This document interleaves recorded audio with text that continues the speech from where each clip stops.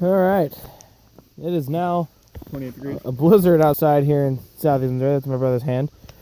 And this is the hardest it has snowed in a long time. So, just chunks of snow. As Kyle decides to walk around, you can see how badly it is snowing. Yeah, snowing pretty bad. It's quite interesting, I'd say. Trampoline. I mean, it's good snow. It's clumped together really well. Like this. Creates a very good snowball. It broke. I need to do a rerun of that. All right.